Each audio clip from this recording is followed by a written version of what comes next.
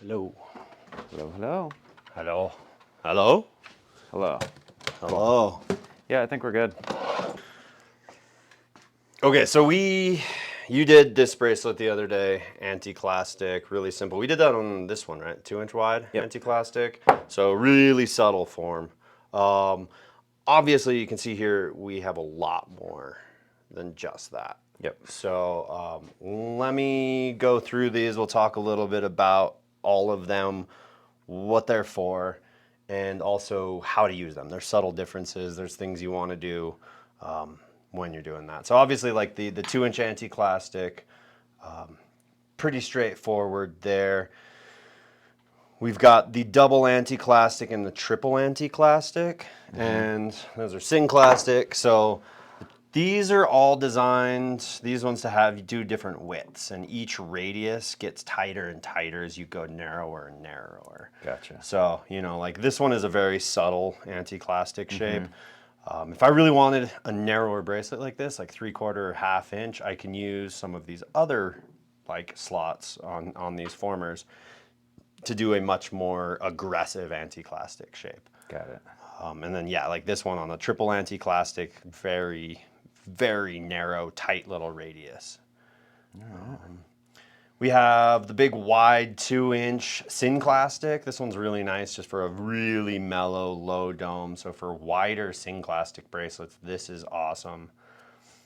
Oh, we are missing one bracelet die. That's okay. We have a narrower version of this. We have a 1.5 inch wide. So we'll grab that later. And that's nice just because it's the in-between between these two. Ask if it was So, and that honestly, that one, I do a lot of bracelets that are like 1 inch to 1 1/8 wide. Okay. Seems like a nice width that's comfortable. It's not too big, but it also, you can fit a lot of design on it. So I kind of like that. Is being able this to do one that. like 1 inch? That's just like, that's like 1 1/8 inch. 1 1/8. Yeah, and so that was done, looks like it might have been done on here. Cool. This is a big, fat, heavy Damascus bracelet, so I don't want too much curve to it. There is a limit, right? Like when we're talking about materials, how much we can form and bend the metal depends on what kind of metal we're working with. So things like silver, copper, 18 karat gold, if you're lucky enough, or mochame, is all gonna form really well no matter the shape.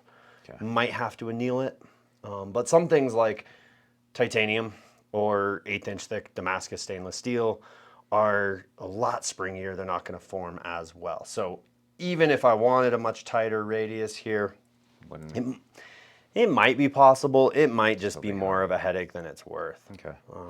So is this one kind of like a partial anti-clastic, or what is? Yeah, it's kind of a weird one. It's like kind of an anti-clastic, kind of a synclastic. Yeah. We call it the peaked synclastic former. And this one, it's tricky. We'll talk about that last because I'll give you tips on how to form a bracelet with that. All of the 2-inch wide, so what urethane we use is important. And really what we've got here is our 3-inch contained urethane and our 1-2-3 block. 95D urethane, the red stuff, hard and very formable. All of the 2-inch wide formers, for the most part, we're gonna use with the 1-2-3 block. The anti-clastics we always use with the 1-2-3 block.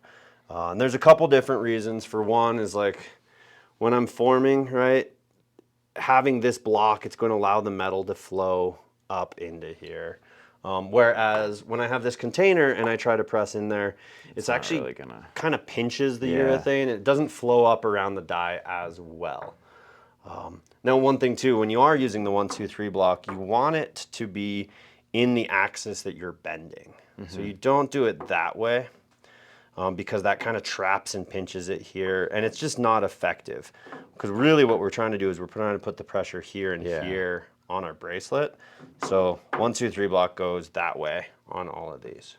Now why do we use, when and why do we use containers? So we haven't talked about containers much at all.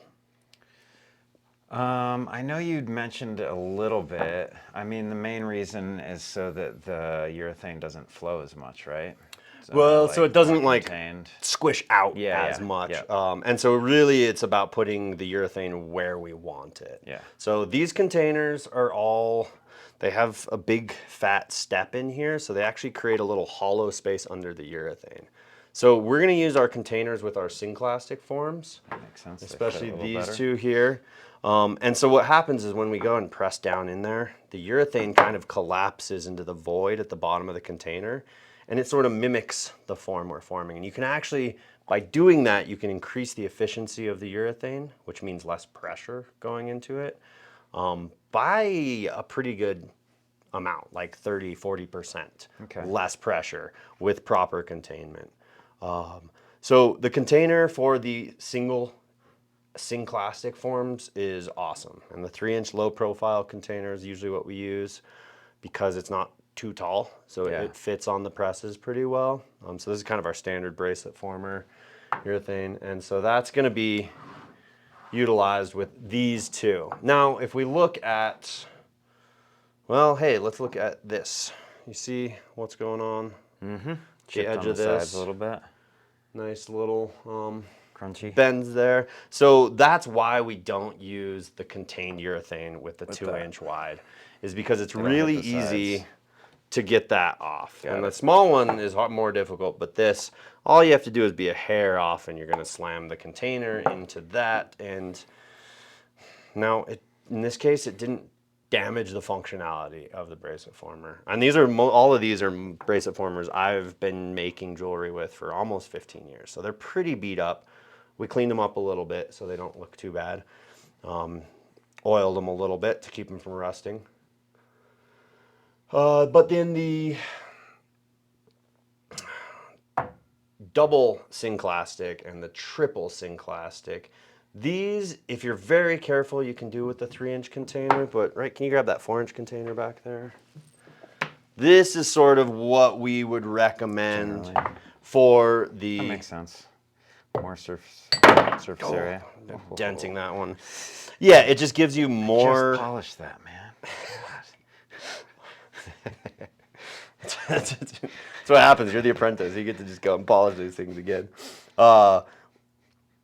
It just makes it a lot easier to not run this into the container. Yeah. So that's with the double synclastic and the triple synclastic. You can use the 1-2-3 block. It's not as efficient. It's not as good. Or you can use the 4-inch container, and this works really well, and it's just a little bit safer.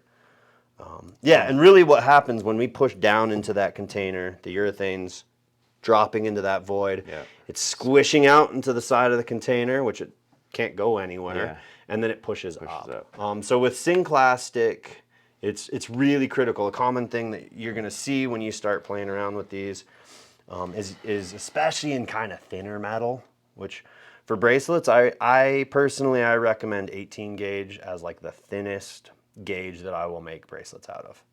18 gauge? 18 gauge, 40 thousandths or 1 millimeter stock. I really like to go thicker. And if I'm not going too much thicker, I do like to have like a good amount of form to it because that creates stability. Yeah, strength. It's a whole nother like arch that we add into it. Makes sense. Cool. So yeah, use the single synclastic with the 3-inch low profile container. Use the double synclastic and the triple synclastic with the 4-inch container or the 1-2-3 block. And use all of these other ones. So we've got flat. And this big, the same with the single wide synclastic. This you could also do with the 4-inch container or the 1-2-3 block. Now, one more thing about these is when I'm forming on the synclastic, for optimal, easy results, I like to go a little narrower. And that's actually for all of these. Got it. Trying to make a 2-inch wide bracelet that's on a 2-inch wide former is really tricky. And it's so easy to be really get it centered, bit off and to like crease it and kind of screw it up. So I always like to work just a hair under, and it just makes forming it so much easier. Which there's no sense to make your life too difficult. Especially the synclass too, and what you'll notice is if you're not pressing far enough into here, or you just have a really wide bracelet, if it's not annealed or if it's too thin, you're going to get wrinkles on the edges. Okay. So that's something to just pay attention to. And oftentimes it's because people aren't pressing far enough down into the urethane. You don't want to press through the urethane, but you do want to press enough that you really see it flow up around that former. Okay. So,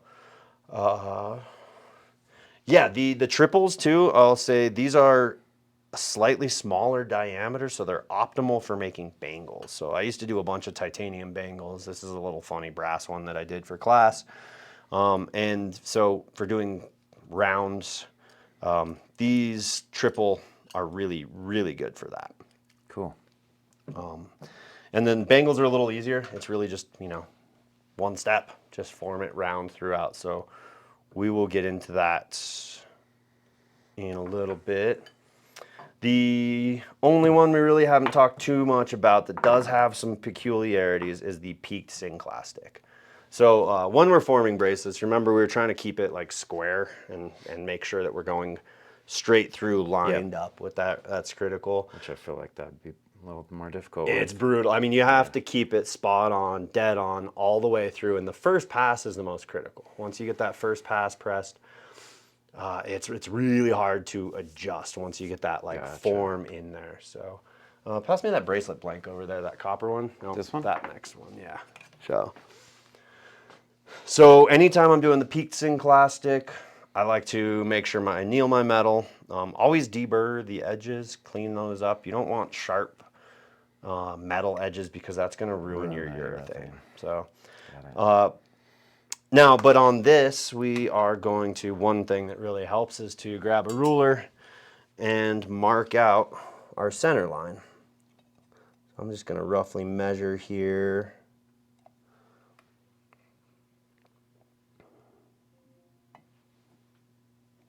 And then this is on the underside, on the inside of the bracelet, I'm going to go ahead and mark a nice big Sharpie line.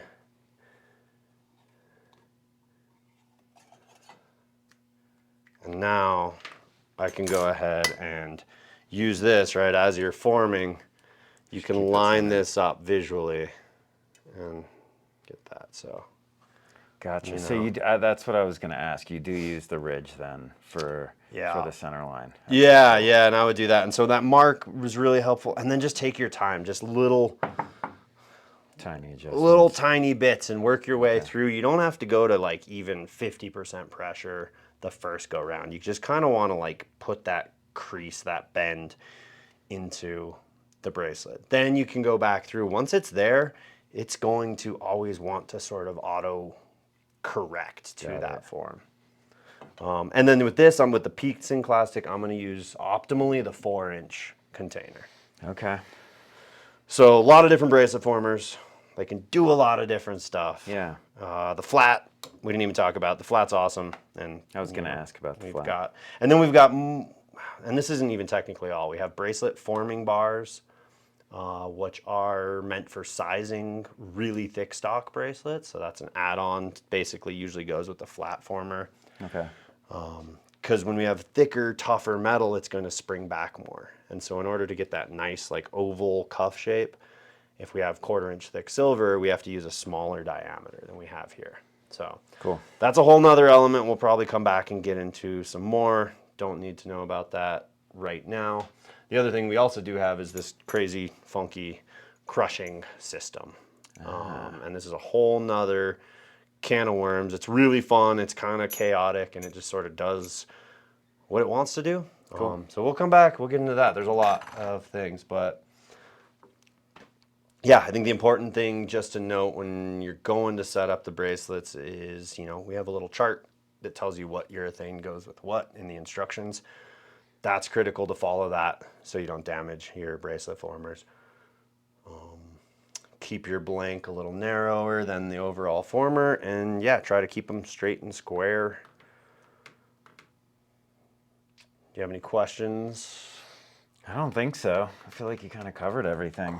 Cool. Which one are you going to do now then? What bracelet are you going to form up next? That's a good question. I might go... I might try the synclastic. Cool. With the 3-inch or 4-inch to try to see how that goes. since we already did Try. plastic. This is a really good one. This one too. Cool. And then we're gonna come back right and do like kind of a finished bracelet Yep. in a little bit or tomorrow and work through like adding some detail and stuff like that. So Sweet. yeah, do a sing classic. Maybe play around with this, try it and see. Yeah. And I then might have to. It looks fun. it's a really cool shape. It makes like very unique and certain designs play really well with this. Maria Samora has a really amazing bangle that she makes with this, and the way that the design works with this shape is really cool. So Nice. I think that's a fun thing too, is playing with. Yeah, I was gonna say that these two especially look like they'd. You could have a lot of like fun with the creativity of the form with it. Yeah, and you can kind of play with like your design and how it interacts with the Yeah. form. I really like the anti-clastic and like the way even I finish the anti-clastic affects the way the light sort of plays off the finished piece. You can kind of see Yeah. like this piece here. So actually I finish it satin finish at this diagonal. So yeah, it's good thing to think about when you're working on designs is, again, I like to like just put ideas down on paper and then go look at my tools and look at my material and then sort of tweak that design to fit what I've got, what former I have, you know. And then sometimes you get those designs that are awesome and you need to like make a custom former, make your own thing, you know, or go out and get a different shape. And that's just part of the game. But Cool. yeah, playing with what tools you've got helps push your designs that much further.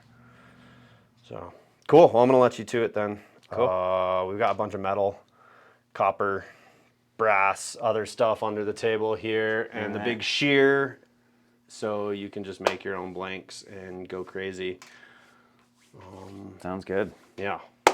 Definitely not gonna have any fun with this. No.